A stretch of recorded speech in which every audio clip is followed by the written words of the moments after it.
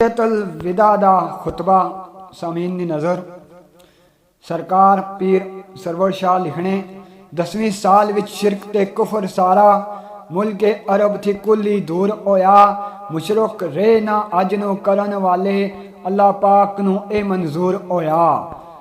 हज करन नू चले रसूल अल्लाह जिवें हज दा खास दस्तूर होया 1,24,000 मुस्लिम सात नबी दा रब गफूर होया।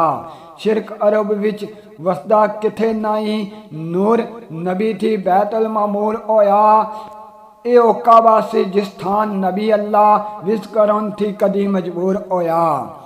वैरी कुल इस्लाम दे दिसदे सी पैदा तदों सी बड़ा फतूर होया अज अजमता ममना डिठियां ने शान रब दा पूरा ज़हूर होया।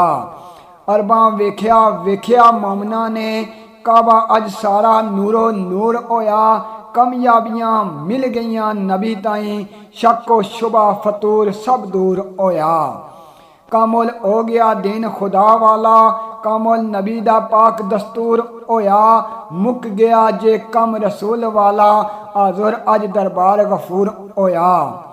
मिलिया ए कमाल न अंबिया नू सोचो दूर जे नहीं शऊर होया रही लोड़ न नबी दे आवने दी कामुल अज इस्लाम दा नूर होया। मजमा ऐसी रब दी याद अंदोर उल्फत नाल तौहीद भरपूर होया रजा रब दी विच सरशार सारे राजी जिना थी रब गफूर होया।